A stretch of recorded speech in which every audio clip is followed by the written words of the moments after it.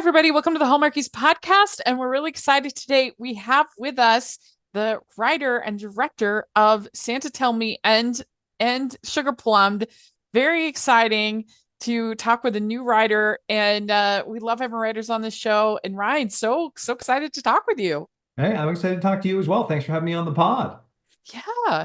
So this is your first time on the podcast. Why don't you introduce yourself? Tell us a little bit about how you got in the business. Oh, sure. Well, Yeah. my name is Ryan Landels. And I've been doing this for basically as long as I can remember. Ever since I was a kid, I knew that I wanted to write stories and make movies. I'm one of five boys. And I was second in the ranking, so I was able to kind of wrangle my younger brothers into being a crew so we could shoot little backyard epics and things up in Vancouver. And it was a passion I followed all the way down to USC Film School, and I've been down here in LA working and writing movies ever since. Wow. Well, that's really cool. So you went to film school, you said? hmm Yeah. And it was one What of these things where I left Vancouver, down here to LA so that I could, I went to this great film school, met amazing people, but the dream was always to go back to Vancouver to write and direct movies. And so uh-huh. that's why this year has been a real bucket list kind of year for me because I had the chance to do it not once but twice. And it was the most fun doing that Yeah. with Santa Tell Me and Sugar Plum. So did you have films growing up that particularly like inspired you? Very much so. Yeah, I was one of those kids who grew up just in that with that real sweet spot of the Amblin movies, so it was like Goonies, E.T., and even kind of more fantastical ones like Honey, I Shrunk the Kids. Anything Hmm. that involved kind of like fun and magic and, Uh-huh. big crazy ideas, I loved, loved, loved. And then my hope with both of these movies was to introduce a little bit of that kind of into the Hallmark world. And fortunately, Yeah. they were more than open to it and willing to play ball and very, very excited about using real Christmas magic in the movies, which is something that I just love. Whenever I see it in Yeah. the movie, it always clicks for me. And so the chance to kind Uh-huh. of be able to do that twice has been super rewarding. Yeah. How did it all kind of come about, especially doing two this year? Like, how did it all happen? It happened quickly, and it was very Hmm. surprising to me because it kind of happened out of the blue and in the most like wonderful and organic way, where I had actually written a script, a very like a huge, crazy, gigantic special effects Christmas extravaganza that had gotten into the hands of Hallmark. And so I had heard through my representatives that they wanted to meet. And I was very surprised because the scale of the one that I'd written was so gigantic that it didn't seem like it would really click with what they wanted to do because obviously Hallmark is known for kind of like smaller, more intimate stories. Yeah. But when I met with their executive over there, Camden Simmons, who is the most amazing, Uh-huh. it turned out that what really clicked for them was the tone and the humor and Uh-huh. the characters and the magic. And they were very open-minded about trying some new things, trying to kind of like shake things up just a little bit, while also honoring everything that people love about these movies so much and keep them coming back year after year. Yeah. And so I had in my back pocket a few ideas for Christmas stories that I was passionate about telling. And fortunately, two of those lined right up. And so it was from that one meeting, out of that came both Santa Tell Me and Wow. Sugarplummed. Yeah. And it was just like a very kismet, like wonderful thing that then lined up, both scripts being written back to back. And then I had no idea a year ago that we would be sitting here discussing both Wow. movies. So it Yeah. did happen very, very quickly. Yeah. So you had to write those scripts really fast, It get them is, well, approved and fortunately, I mean, the way the process works there is that, you start with a great idea. I mean, sometimes you can bring in a finished script, and sometimes I think that they have ideas that they originate. Just from my own experience, we started with a big idea, kind of worked out the story, and we would go back and forth, and they would have their thoughts, and I would have mine. And then really the majority of the time was spent getting the story just right. And then uh-huh. once the story was locked in and kind of signed off Yeah. and approved, then it was about 5 weeks to turn around a draft, which is quick.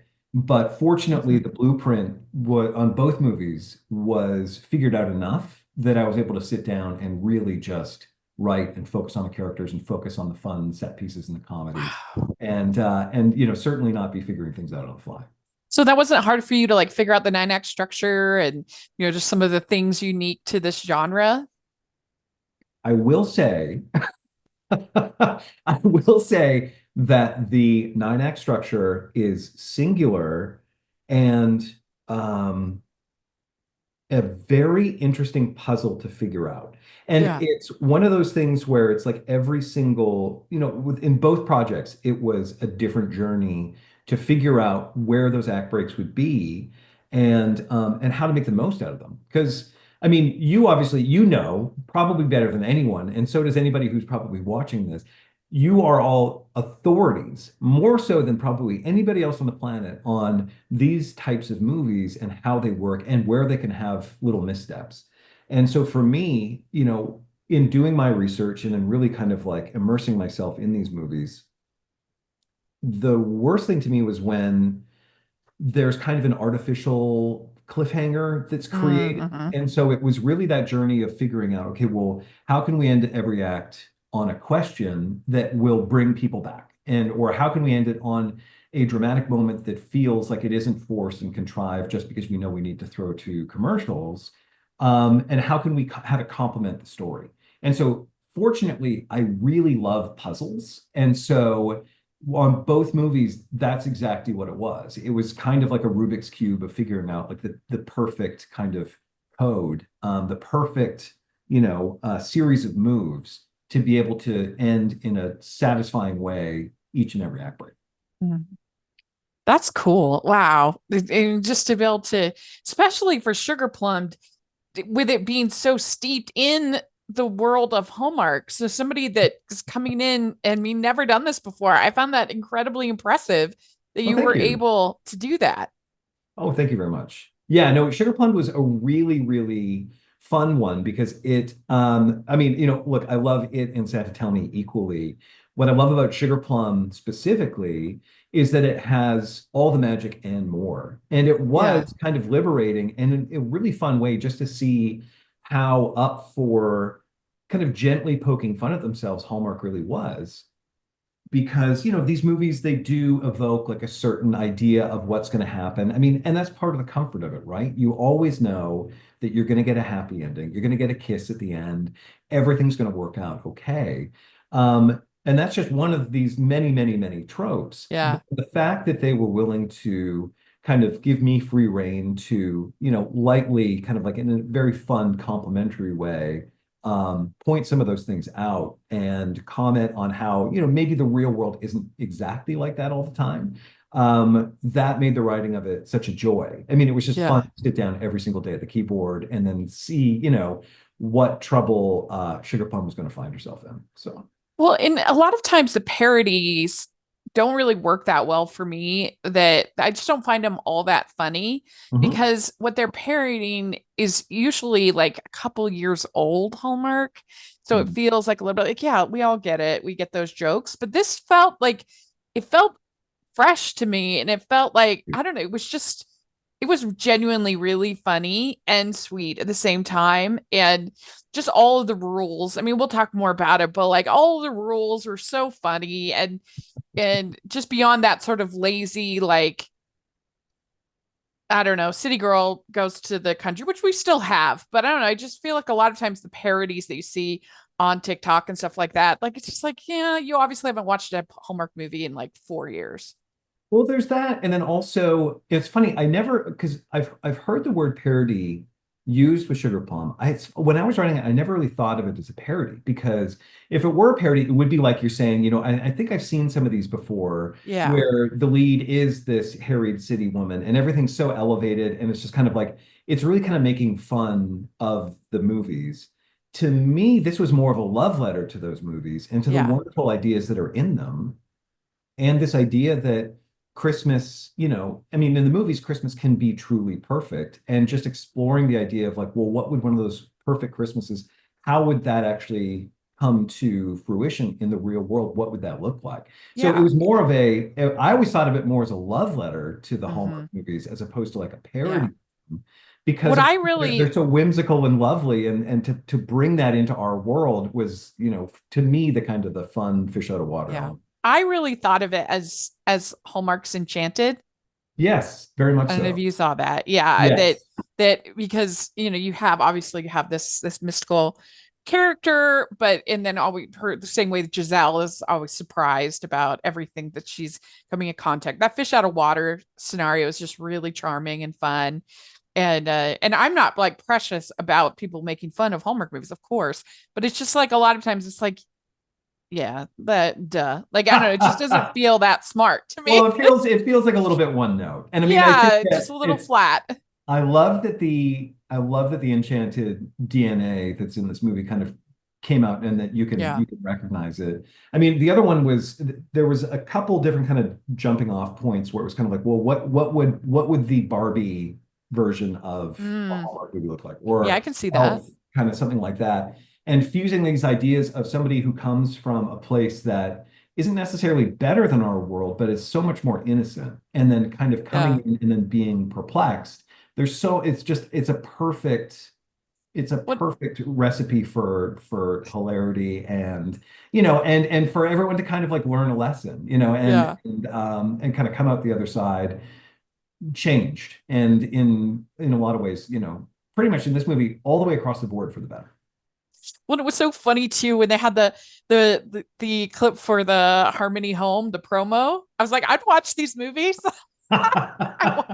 This sounds great. Yeah. We don't have many days to shoot these movies, and Yeah. we dedicated a full day to creating the world of perfection and building out that promo, because it was so important to let the audience in on the joke right away, that this is somebody who isn't just from a Hallmark movie, she's from all the Hallmark, Yeah. every single one that you can possibly imagine. She's basically like a walking encyclopedia of tropes. Yeah. And that was time in my mind well spent, because I'm a big fan of the Harmony Home promo, I and the was like, fact that these you have the promos are Hallmark better in than some of Hallmark's actual promos. it. Well, we had their announcer. We had the same voiceover guy doing it. And so that lent like a little bit of, like, a little bit of that authenticity to it, kind of a fun Easter egg for people to listen for. Yeah. But that's great. Yeah, it was really, really fun putting that together. Ho, ho, ho. We'd like to take a second and thank our sponsor for this episode of the podcast. It's the Hallmarkies Patreon. Do you love Hallmarkies podcast, especially at Christmas?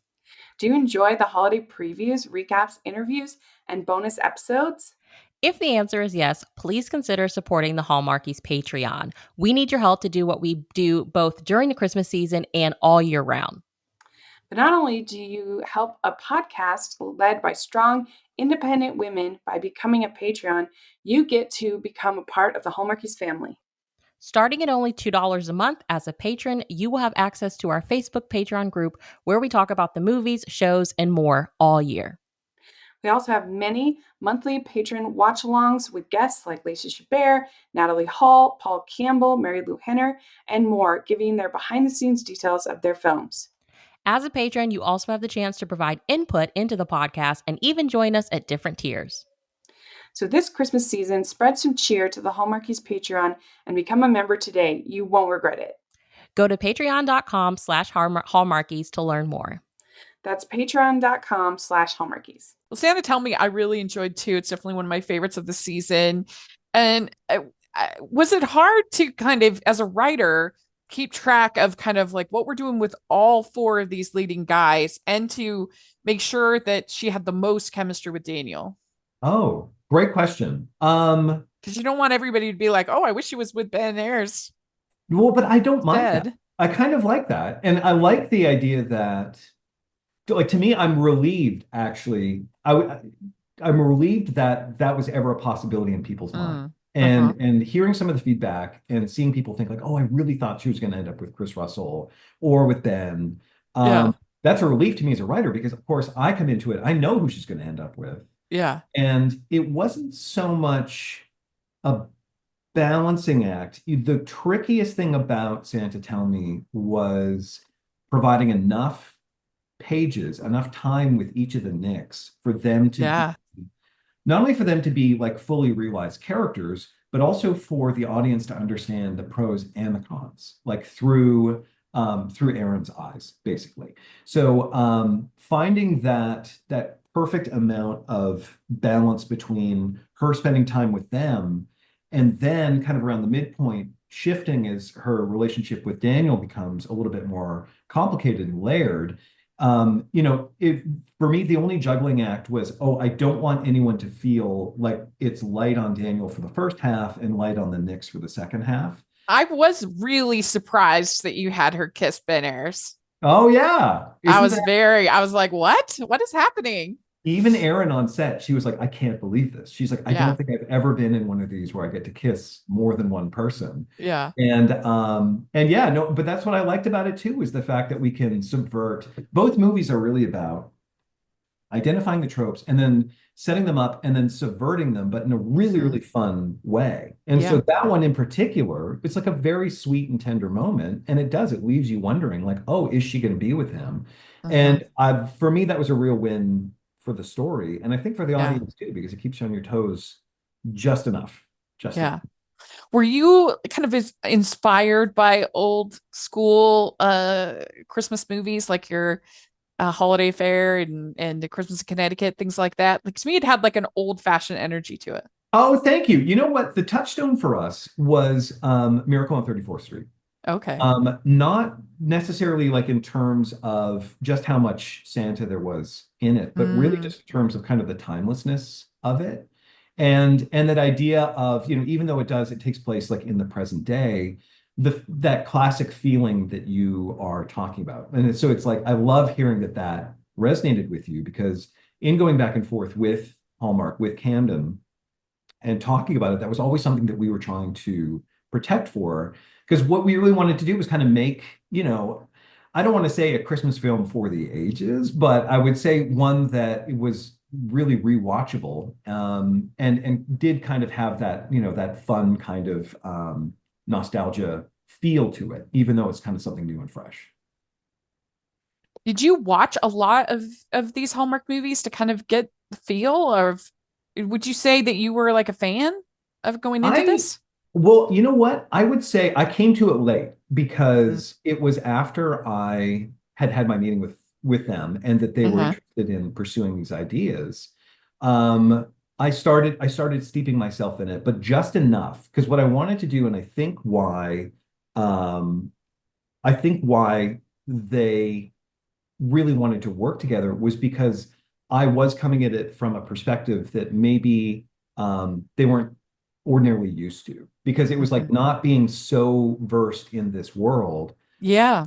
I was able to kind of question why we were doing things a certain way and maybe pushing back on other things. And I mean, and again, they were nothing but wonderful to work with the entire way along. So at a certain point, I started really watching, and they put together a list of movies that they felt were kind of like, we think that these are like really in the right zone. And so I had watched some of those, but at a certain point I was like, okay, I've seen enough, and I want us to be able to do our own thing and kind of create something that's familiar, but also fresh. So so I wish I was like an expert at it. My mom is, and she was so really? to hear that I was working on these movies. And and I would get little tidbits from her. And anytime I had a question, I could go to my mom and she would say, maybe too much, maybe not enough. Was it fun putting together sort of the little dates as a director and as a that they go on, like the carnival and the, some of the other skating and all that? It was great, because I loved knowing that we were going to be able to set up these incredibly romantic situations, lead the audience kind of down this primrose path, and then pull the rug right out from under them. So all of them were really, really fun to shoot, because I knew that nobody would, especially with the first one, especially with poor Ben getting a champagne cork in the eye. Yeah. Once that happened, I knew that it was like that it would be able to, the audience would be leaning in, because they knew that they weren't going to know what was going on. And each one was like a fun little way for the universe to nudge Erin back in the right direction and let her know she's not with the right guy. So those were great. And the chance to kind of take those kind of like those, those big fun kind of I don't want to say tropey. I want to say because I actually think that all the dates are super romantic, and I think that they're tropes for a reason because they are. But take those kind of like big canvas moments in especially being able to shoot in downtown Vancouver at like the Robson Ice Rink and show some locations that have never been seen in these movies before. It was a joy. It was a very, very fun shoot. And it's like I do not have enough good things to say about the crew and also about Aaron and Daniel. Just Mhm. a joy to work with Well, them. it must be nice because they already have chemistry. Yes. They've already Yes. worked together, and It made my job easier, which was great. But they have such a natural chemistry between the two of them. And I've said it before, it's like watching them act together, get back in front of the camera. It was like watching two old dance partners just like pick up right where they left off. yeah, And it was completely seamless and really fun to see them bring not only bring the scenes to life, but also bring like new and fun details to them that yeah. I had never even thought of. Well, and it had like lots of flirty moments. I liked when she puts the handprint on his sweater and their the painting. Yes. That was really cute. That A was little really plaster fun. dust. Yeah. Yeah, that was fun. And the when she decorates the tree outside, that That's was my a good favorite moment. moment. That's actually my favorite moment in the That movie. was a good moment. That Yeah. and it's the look that she gives him after the fist bump. It just kills me every time because Hmm. that was something that Aaron brought to it. And there's so much going on in her performance there that's so subtle. And you can feel that conflict because she's not sure what to think in this moment because you can actually see and feel with her the confusion of these new feelings that she's having. And she plays it just so beautifully. Yeah. So that and then the of course the train station kiss at the end is also my other Yeah. favorite. That was really good. Yeah. I've completely fallen for you. That was nice. That was Daniel's line. Yeah. That was Daniel's line. It was a different line in the script. Oh, And then really? Daniel said, and they were both very, very protective of the script. And so it was something that he came up to me before they shot it, and he said, he's like, and I can't remember what the original line was. It was close, but not as perfect as what Daniel had in mind. And so he's like, "Would you mind if I?" And I said, "Absolutely." Mm. And yeah, it just works. Well, I mean, that's nice since you're the writer and director. Yeah, You it is nice. It you is. know. It's not always that way. It's not always that way. Yeah. Sometimes we'll take some liberties, and that's okay. I actually think that that's fine. I'm most comfortable when I'm not word perfect about it. If somebody wants to take what's on the page and then make it fit, Uh-huh. in a way that feels more organic to them, that they can do something new and unexpected with it. For the most part, so long as it satisfies the story point, I'm totally fine with that. Yeah. But they loved the script so much that they were very, very respectful anytime they wanted to change anything. Yeah. That's cool. Well, I did see, I just off topic, I did see on IMDb that you'd worked with John M. Chu a Oh lot. yeah. Yes, yes, yes. So I guess, how do you know him? From film school. Film Yeah. So school. Oh, wow. I actually produced one of John's first student musicals at Oh, USC when we were there together. uh-huh. And we've been great friends ever since. So we've worked on many, many projects together, Oh, that's and we cool. continue to work on projects together. We have a couple fun things in the works right now. And he's somebody who I've learned so much from, like even back from the film school days. And he's never changed one bit. He's Oh, still the wow. same kind of excited, passionate guy who approaches things from that place of youthful enthusiasm, Mhm. of kind of like, okay, how can we do this? And his working with him is such a privilege, and it's so much fun because he makes you believe that anything is possible. And so it's like it doesn't matter if like there's not enough money, if there's not enough time, which there never is on any movie, no matter even on, I'm sure even on Wicked, he ran into this. But his leadership style is so positive and kind and caring that anybody from the PAs all the way up to the department heads are with him in lockstep, and he will make you believe it's kind of like, even though this is crazy and even though it doesn't make any sense that we would be able to do this on paper, Yeah. going to do this and it's going to be great. It's like he's the sort of guy who can talk like a queen bee into flying kind Oh, of thing. I You know, love it's like that. Well, he defies physics or gravity. well, I'm So a yeah. theater critic too, so I love me some musical theater. So I've been so excited to follow, his last few projects, and of course, and I'm a rom-com fan, so I loved Crazy Rich Asians as well. And he's just had quite the streak Oh lately. yeah. Been No, awesome. he's and it's well earned. He works Yeah, incredibly hard. He's incredibly talented. yeah, And but it's been really, really fun because when we went to film school, there was this promise that, look to your left and look to your right, and these are the people who you're going to be working with. He's just an incredibly loyal guy. And that's great. we've always our sensibilities are very much in line. And he is somebody who is always wanting to work with friends. And so it's been a lovely, lovely working relationship. Again, I think the world of him. And yeah, it's Oh, well, you can pass the word on. I loved Wicked. I've already seen it twice. that's great. And it was really good.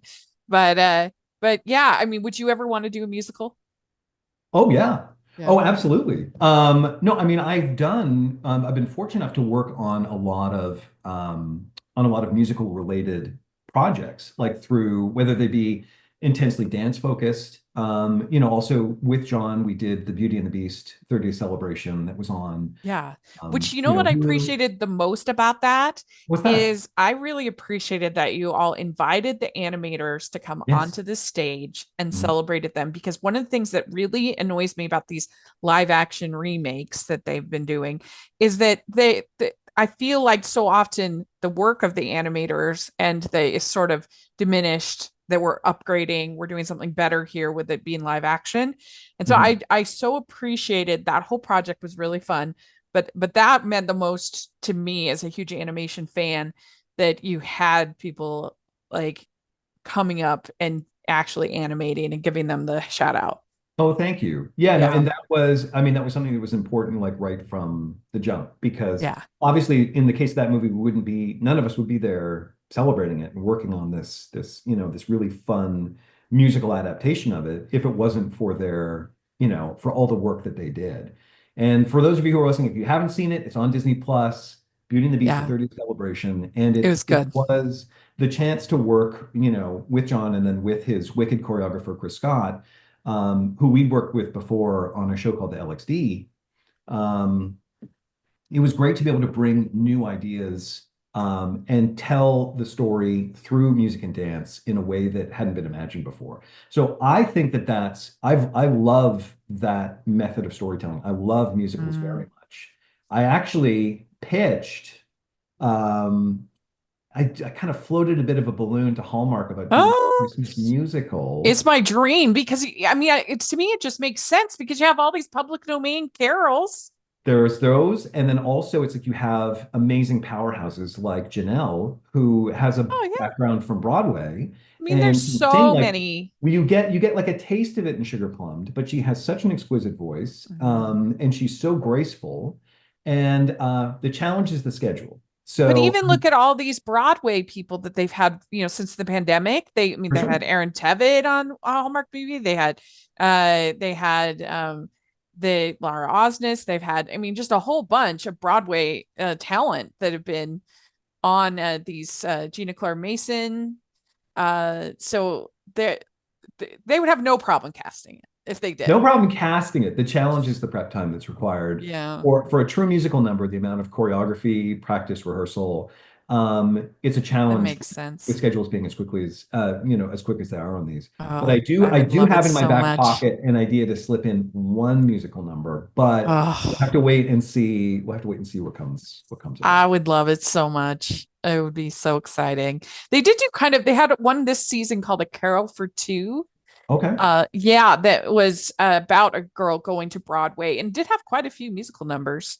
They weren't like musical sequences, but like singing. They had Sure, like quite a few. performances and Yeah, things. yeah. Yeah. So Yeah, I appreciated even that at those, because we least. had one at the tail end of Sugar Plum when, Oh, Kira really?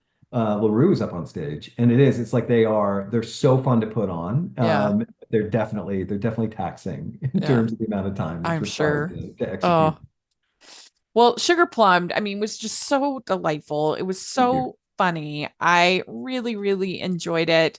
And I didn't know from the summary, I don't think in our preview I was like, I don't know about this, but it just was you pulled it off. You did it. It was so well done. Thank you very much. Yeah. Yeah, no, I could not be happier with how it turned out. I mean, we shot it very, very quickly. But the benefit of it was that everybody was game and everybody was on board. And there Yeah. was something we were able to do a table read beforehand with the entire principal cast, so Brendan, Yeah. Maggie, Janelle, Avon, and Kira were all there. And then our amazing producer, Trevor McWhinney, was there as well. And so it was just all of us in one room reading the script from start to finish and having a sense early on of being able to see them work as a family unit and also Yeah. get that first taste of like what Janelle was going to be doing with the character. And then that everything just clicked so nicely. And it's something you don't always have the benefit of being able to do, of getting everybody together to literally get them on the same page. Yeah. And so that really set us up for success because right from then and there, everybody knew exactly what the movie was going to be and was like, we're going to do this is going to be great. Was Um, there any questioning about should we like make Sugar Plum fall in love or make it more of a romance? Because there's really a family story. it's very, and that was what surprised me as well because Yeah. Santa Tell Me was obviously so much of a romance. I mean, it was multiple Yeah. romantic comedies kind of like all layered on top of each other. No, No. there was never any desire from the network to have the romance, which again speaks to them wanting to try new things, to keep people excited and give them something fresh and different. And it was even something that I had asked to them. I was like, "Are you sure that you don't want a romance?" And they're like, "No, if unless you feel like there's a way to really build that in and not detract from this wonderful friendship and the relationship with the family, they're like, we're open to it, but only if you feel like it would really complement things." And in a way, it was a relief because this is very much kind of like an Amblin family type movie. And, Sugar Plum, I think that having her fall in love, all of a sudden, it would feel, there was no way I could ever figure out how to do it without it feeling tacked on or subtracting from everything else. Yeah. Um, but who knows? Who knows down the road? It'd be Oh, fun. Might be fun to see what Sugar Plum would think of men in our yeah. world. So Yeah. Was it fun coming up with the rules and then seeing that rule book? Oh, oh my gosh. Oh, that's so this cool. is there are very few copies of this that exist. And what I love about this is that Lloyd, our amazing production designer, put this together. The cover's hand tooled. It was done in Montreal. It was shipped to us in the nick of time. And the book is so intricately detailed. Oh, And it is full of rules. Every single page has a I rule wrote book. down everyone, even if they weren't vocalized. I wrote, if I could just see it, I wrote it down.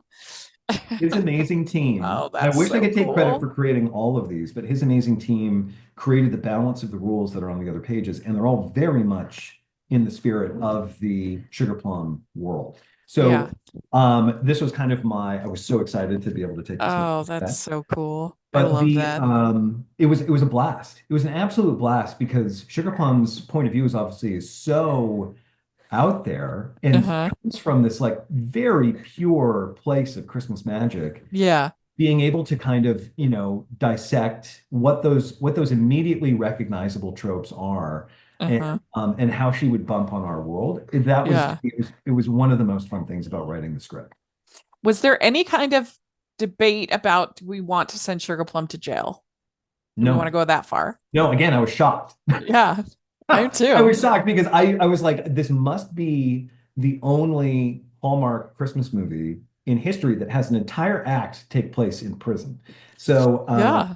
no, the only thing was that and I wouldn't even say it was pushback. There was simply a comment saying, just make sure it's not too dark and scary. And I was like, well, no, that's not really in the DNA of the movie. Yeah. But they wanted to make sure that Sugar Plum never felt like she was genuinely in peril. Mm. Well, it Um, used to be, at least I always heard from writers and things that there was a rule that a Hallmark heroine could never actually do something illegal.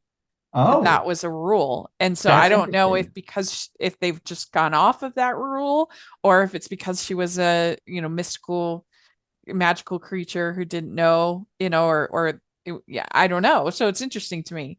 I was like, oh, they Well, really had her go to prison yes, no, I was in a so jail excited. cell. I was so excited to send her to prison because it was like, because it's the last place that you would imagine to find her, and she would find it so confusing. She doesn't even know Yeah. what laws are. So, but you know what? Can we pause for just one Oh, second? sure, sure. Sorry, my daughter. That's sweet. So, but we can talk a little bit about the rules because, Yeah. So coming up with the rules. well, actually, not even coming up with the rules. I mean, I'd love to talk about coming up with the rules, Yeah. but you know, what, maybe let's talk about that. Why don't you pose a question and then so you have a clean cut point and then we can go. Yeah. No, you're fine. So let me see. What was my favorite rule? The let's see here. I mean, I liked any logistical or legal obstacles to enjoying the holidays must be resolved in a heartwarming and timely manner. That was a pretty good one. In each and every home, vintage ornaments with a strong emotional connection are a must. True. I mean, that one's actually a real rule. I mean, that's one of my rules. Yeah, That one came from a pure place. yeah. Yeah, A all of bag them of were any just, size can contain a full winter wardrobe, including oh, multiple coats. well, that was one. I mean, that was obviously that was to address, and this was something that came from the network. Camden had suggested that rule because obviously it's like, you know, the wardrobes in these movies are so fantastic, Yeah, and it is. It's that one tiny bag that the character takes that contains this multitude of outfits, and so that was our like cheeky little nod to yeah. saying Yeah, there how was that's one, possible. I think I don't know if it was last year or the year before, where it was Christmas in Notting Hill and she was traveling to the UK and we counted, I think, 9 coats Ha! that she wore. Maybe she'd sent ahead a shipping trunk. You Maybe. never know. Yeah. But no, but now you know how. Is that Yeah. any her bag It's is a magic. basically It's a it's like a little rule. pocket dimension. Yeah, it can Yeah. contain anything that she needs. Yeah. No, Yeah. they were a joy to come up with. And then in terms of the where the rules came from, like in their just as a concept, was that coming into this process, I had heard that Hallmark did have all these rules about how their movies were done. And I'm Uh-huh. happy to say that that's not actually the case in my experience. In fact, there was even a conversation that was had early on where they said, we hear a lot about these rules. Um, we don't know where these come from, you know, whether it's like on set or, you know, in the writing of the movies and things like that. They were like, you just need to ask. Like, if you want to do something, just ask. And it's like we don't have hard and fast rules about how these are put together. And so I think that what that was freeing in a lot of ways to know that really I could just do what was best for the story. But also I loved the idea that people do think of these movies as very rule based, and that, you know, how can we apply that idea to Yeah. Sugar Plum's viewpoint on reality?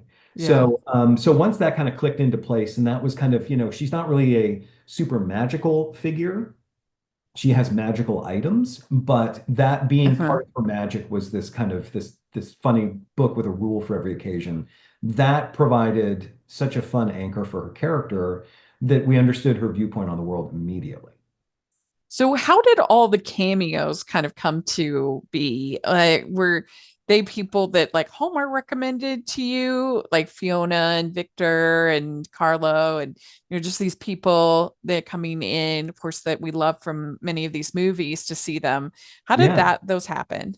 Well, I mean, we had these roles that were perfect for something like that because it was Mhm. really each of those roles between Fiona and Victor and Carlo, it was each like one day. Actually, for Carlo, I'm sorry, we had him come back a second day, but it was for literally 10 minutes. It was just Oh, like him okay. walking out of the building, and then it was like, and then we were Oh, good to go. But no, it was something where we obviously, you know, as a director and as the writer, wanted the best possible cast.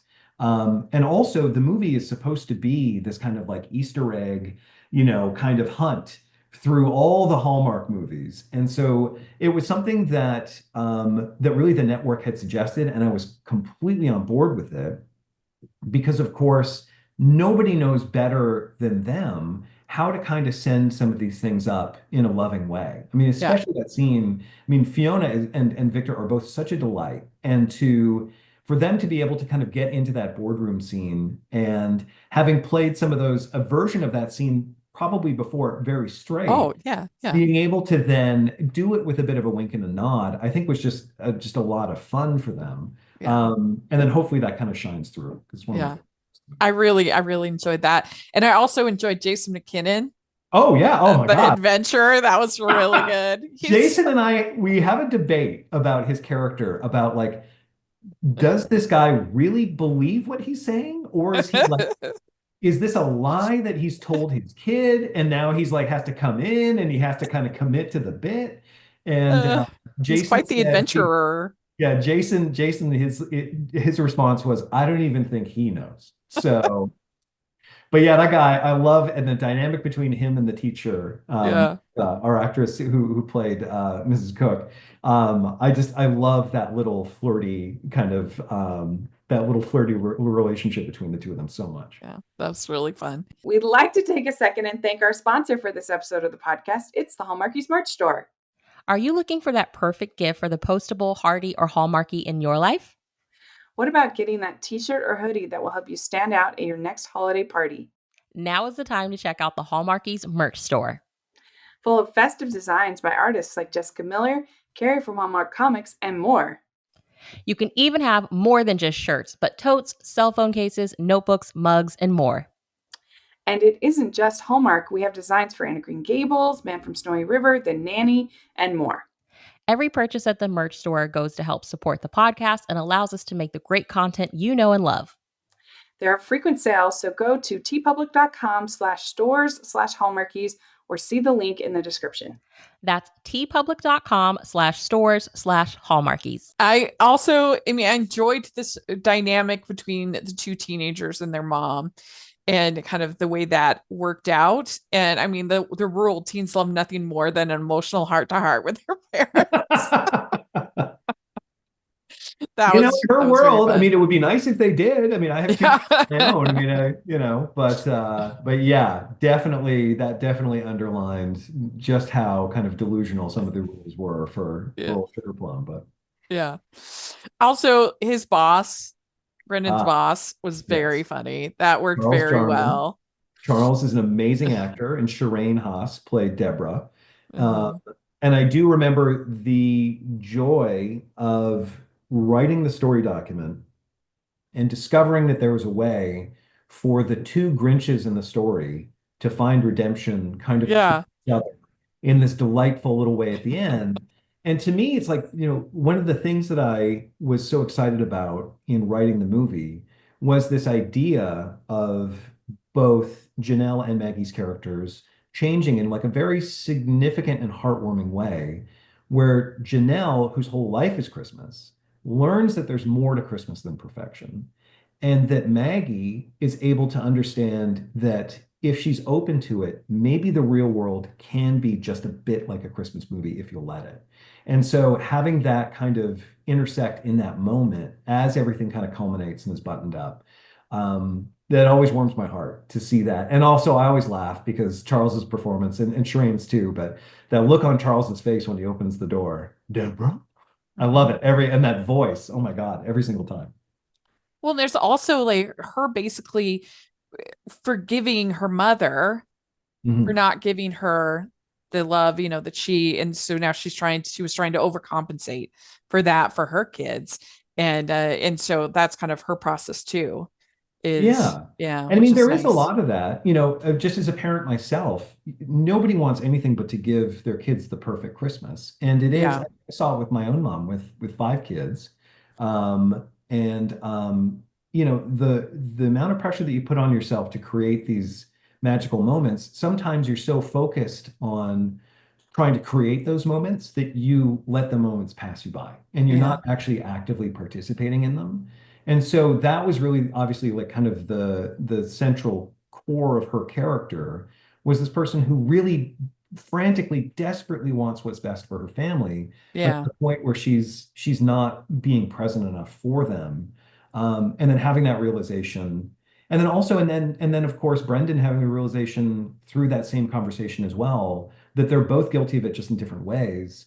It all, I mean, and it's funny because I've heard some of the feedback where they're kind of like, well, it kind of becomes like a Hallmark movie at the end. And I'm like, well, it's always been, it is a In a Hallmark Hallmark movie. movie. Yeah, that's true. But the Yeah. fact that Sugarplum's presence in the world kind of bends their family toward that a little bit, Yeah. to me, that's part of the magic that Sugarplum provides, that she brings to this family. I think Yeah. so. Well, it was so sweet at the end when they have the big group hug. They're like, Yes. pile on. If you That can was so believe fun. it, if you can They're like, believe it, one of my favorite stories about the hug was that, I mean, we actually had them and we had to shoot it so quickly. So we just had them stand there. We couldn't move the camera because it's like we didn't have time to get different setups. So we just had them stand in this huddle. And I'm like, okay, now spin. And so then they would shuffle around. And that's why you can even see on Kira's face, she's kind of laughing because it was this absurd thing. And for me, it's like the issue that Maggie faces at the beginning of the movie is that she feels like her family's disconnected. And to then bring them together in this really wonderful, lovely hug, giving them this moment of connection in every possible way. That was another thing that just I felt just really tied the movie up with a bow. But it's so funny because in my director's cut that I turned into Hallmark, one of the only network notes that came back was, can we tighten up, can we shorten the hug a little bit? And I was like, oh my gosh. It was like if Hallmark thinks that this hug is too long and too much, they're the kings of emotion. So I yeah. was like, okay, we can scale it back. We can dial it back. So, Well, and then I think I forget which one says that it's like something out of a movie. oh, Sugar Plum. Yeah. Yes. Yeah. Something just Perfect. out of a movie. Nobody Yeah. would know better than her. Yeah. It was really, really sweet. I really enjoyed that. Because when you think about that, like when you think about the memories of your own family, like for me at least, I don't remember like the trips to Disneyland or like the things I remember is like sitting in my mom's kitchen telling her why about a movie, because my mom doesn't hate movies, but my mom's not a movie person at all, but like my mom was always interested in what I had to say Hmm. about it. And so I just remember sitting in the kitchen just telling her, oh, just blah, blah, blah, blah, blah, blah, blah, blah. It's great. And just those moments in the kitchen chats, that's what I Yeah. remember most. Yeah. I mean, for me, I mean, it's those little moments because to me, it's like what I remember most about Christmas is a feeling. Uh, Yeah. and it's not the specifics, it's not the perfect decorations, it's No. not the spread on the table. It's not even really, I mean, unless it's something that's so heartfelt. I could not tell you at all what I got for Christmas when I was like 6. Right. Yeah. But I remember the feeling of Christmas, and True. that feeling was perfect. But then when I really thought about what Christmas is, because I've been thinking about Christmas a lot this year, um, part of what came through to me was the fact that when I do talk to my mom, and when I do Yeah. even just with my own wife about Christmas and Christmas's past, it's usually something funny that's gone wrong. Like, oh, do you remember when we That's lost that? true. Do you remember when we did this? Yeah. Like one of my yeah, Yeah. like one year I have similar to her went into the room, and while she was in there, the tree like Yes. completely fell over. She was Yes. just like, and we go in there, and she just has this look of shock and horror. She's probably 4 or 5, and the tree. No, you know what? I'm the same. I have the same. I feel that there was one year where my dad would always try and we'd always have a live tree. You had to have a live Yeah. tree. And he would try and get it into this base, but the base it would never work the way it was supposed to. Right. And so there was this one year where the tree, sure enough, the tree came toppling down, bunch of decorations broke. And then from that Christmas on, we had fishing line that would go up to like different spots on the roof where he'd like put in like little nails to kind of try and keep this thing from falling Yeah. over. And I mean, and that's like these are perfect examples of really what the heart of the movie is that it's like Yeah. these are the things that bring us together as families. It's like it's great when things go perfectly, but what gets us through Yeah. is like also being there when things, and being there for each other when things aren't so perfect. Yeah. And sometimes and being able to look back and laugh at those moments and appreciate them, for kind of making things perfect in their own way. Yeah. That's obviously that's the whole message of the movie. I mean, I would say I'm not sure I would leave my painting crooked. For the No, whole I movie probably for wouldn't the either. family. Even on set, I was like, I just kept on feeling compelled to straight. Yeah. But I mean, that's It the it spirit. served the purpose. Yeah. It's the spirit of it. I did die laughing though at the gin cookies. Oh yeah, And gingerbread. that was very funny. I think it was Brendan who said like I can drink another bite. Couldn't drink another bite. Yeah, actually, and that was something, again, it's so funny that I have to give credit to my brother-in-law, Ryan Austin. He came up with that line, but it was last summer. And it was we were at a family dinner and just a disastrous meal that had been prepared. And it was like this like soupy lasagna. And he said that, and I'm like, that is an amazing line. And it's like, I'm gonna put that in the movie because it's so funny. Yeah, that was very funny. And I never thought that like it's such a funny thing that you think gingerbread and gin and that's very clever. That was It very kind of breaks the funny. rule a little bit because you can tell Yeah. like, they're supposed to be delicious, but Sugar Plum doesn't really enjoy it. No.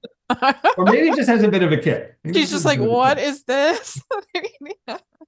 Classic Janelle. Because she's just Okay. used to everything turning well, I mean, even one of the rules Yes. in the vicinity of Christmas cheer, any baked goods will turn out visually stunning and perfectly delicious. Yeah, well, I guess you could chalk it up to maybe because that is where the rules are starting to go sideways just a little bit. Yeah. Maybe that's why it doesn't taste exactly the way it's supposed to. Yeah. Things take a turn. Yeah. Yeah. Star is fading. That was a clever like visual. Oh, thank you. Yeah, no, we Star. worked with this amazing. I was so happy with the visual effects because it was something that I mean, I didn't really have anxiety over it. I was just like, I knew that when I was writing it, it was outside the scope of what in terms of visual effects are usually done in these movies. Um, Yeah. with her appearing and disappearing and some of the other gags in the movie. But we worked with this incredible firm in Los Angeles, and they cracked. I'd sent them some references, but I could not be happier with the look of Sugar Plum both coming out of the computer monitor and then going back into the television at the end. I think they nailed it. And so they also did all of our star shots as well. Oh, And they did. they add so much to the movie Hmm. because it provides that feeling of magic. Yeah. We had the ornament, it lights up from the inside, looks great, but in terms of like really selling it as this piece of real Christmas magic, yeah, the entire post team did just a fantastic job making that a reality. Well, I'd be surprised that we've only got one weekend left, so we'll see. But I think this it will be end up being my favorite of the season. That's so kind and see, and Yeah. that is high praise because I you've seen them really all. I've seen them all. I Well, thank you. really No, that enjoyed warms my it. heart, and I was thrilled when you reached out, and it's been really rewarding and lovely, not only for myself but everyone to see the reception Yeah. to this movie. I mean, to Santa Tell Me as well, Yeah. but it's nice because it's like like you said, we have less of a runway with this one, and being able to give everyone kind of this like Yeah. right close to the finish line, this fun little Christmas treat. And see the joy that it's brought to people has been has been just wonderful. I find that often is the case that the last two weekends have some of the best ones that I don't know. I just find that sometimes it's like a reward for sticking it out. I don't know. There you go. You're getting But closer to the Christmas magic. But no, yeah. but that does mean a lot because again, you are an authority on these movies, and Oh, so it's thanks. high praise indeed. And I'm just very very glad that the movie resonated with you, and Yeah. and that it's out there and it's finding its audience. Well, we have some fun rapid fire get to know you Christmas questions that we like Oh, to end with. So great. the first one is what is your favorite holiday drink? Favorite holiday drink? Eggnog. Eggnog. Okay, good. What's Yeah. your favorite holiday cookie or treat? Favorite holiday cookie or treat? Oh, you know what? My mom used to make a cookie called a bird's nest, and it's Oh, shortbread yeah. with ground up walnuts on the outside and a dollop of strawberry jam in the middle. Hmm. And that is something that she only ever made around Christmas, and that's definitely the top of my list. That sounds good. That sounds really good. What's your favorite Christmas song or carol? Oh, well, I have to say Santa Tell Me by Ariana Grande, but Oh only I've yeah. listened to it 10,000 times this year. So it's at the top of my list. Uh, But barring that, all the Christmas classics have a special place in my heart. I would say anything by Burl Ives. And mm, then the Vince Guaraldi trio recording of the Charlie Brown Christmas. It doesn't feel like Christmas to me until I listen to that mm. album at least once. I just But you love it. must have also been stoked to have Jennifer Hudson singing a song I was for amazed. Sugarplummed. Oh my gosh. No, I was so thrilled because we Yeah. didn't know exactly what we were going to put in that sequence. In fact, the original idea was that when Max shakes the snow globe, that it would play. You know how sometimes you can like wind up snow globes? Yeah, yeah.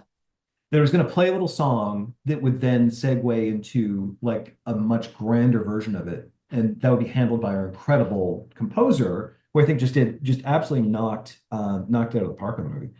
Um, but it was we were going down that road and we were having trouble finding something that would work just perfectly. And then, yes, like an angel, like a Christmas angel, Jennifer Hudson, was made available to us. That was And cool. it could not be because to me it elevates the whole sequence. It's Yeah. such a beloved song.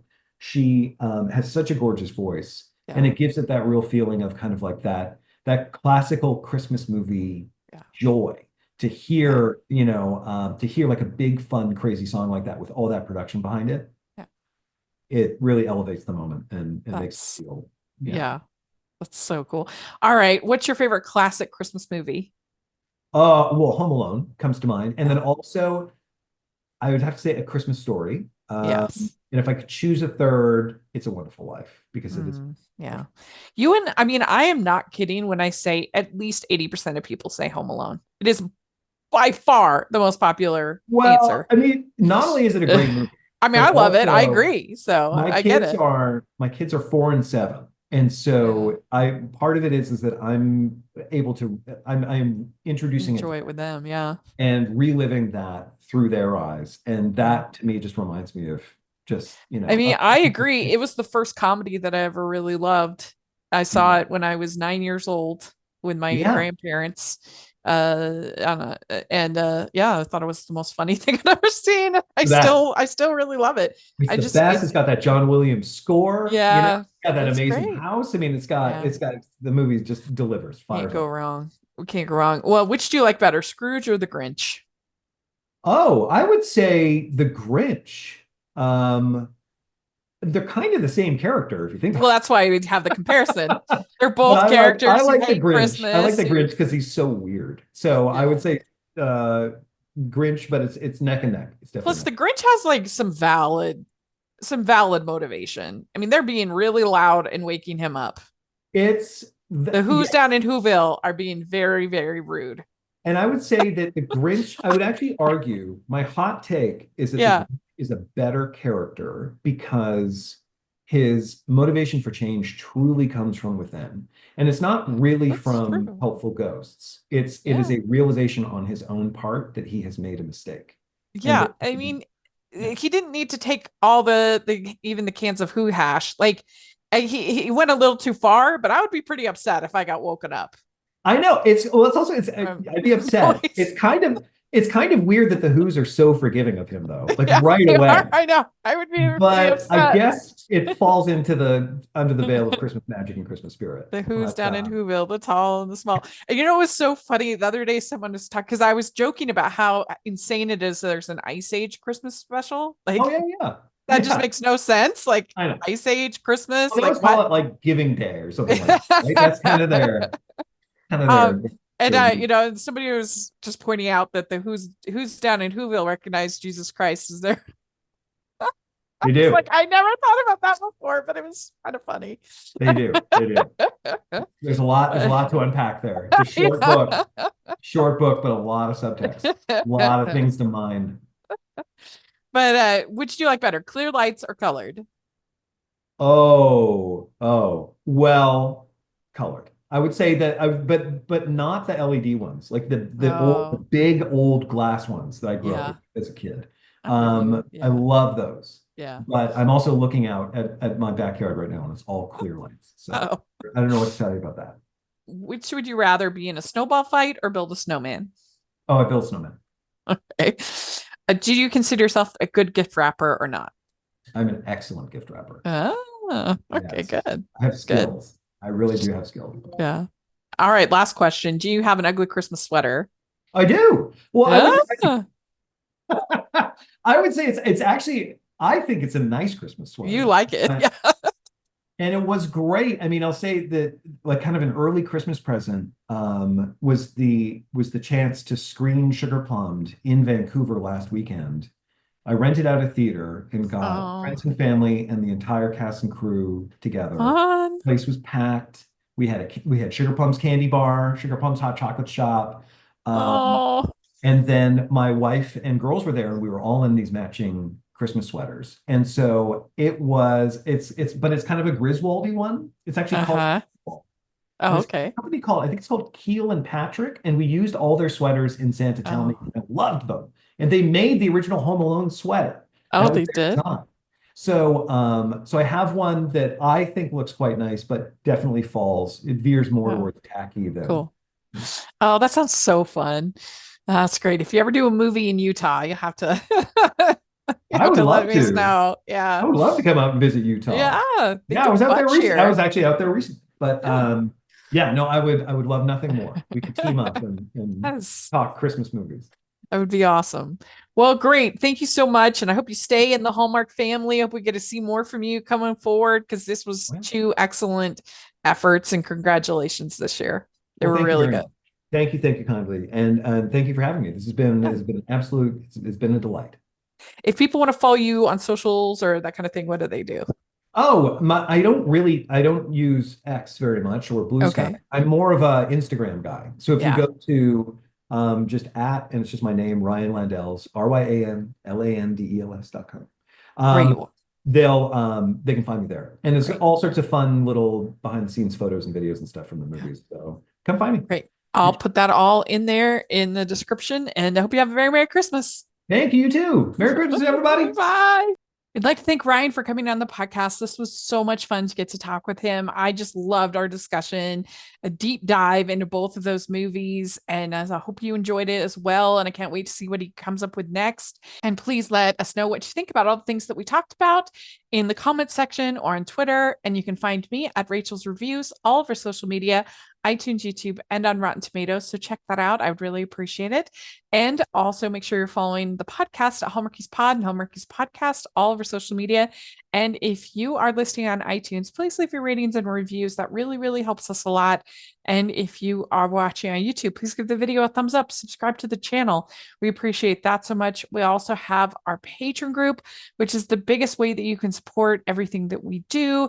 And I try to make it really worth your while with watch-alongs and Q&As and other great benefits. So please take a look. And then we have the merch store where we have some new holiday inspired designs, holiday movie inspired designs, including Home Alone, Christmas Story, It's a Wonderful Life, Die Hard, all of it. So please check that out. And thanks again to Ryan, and we'll talk to y'all later. Bye.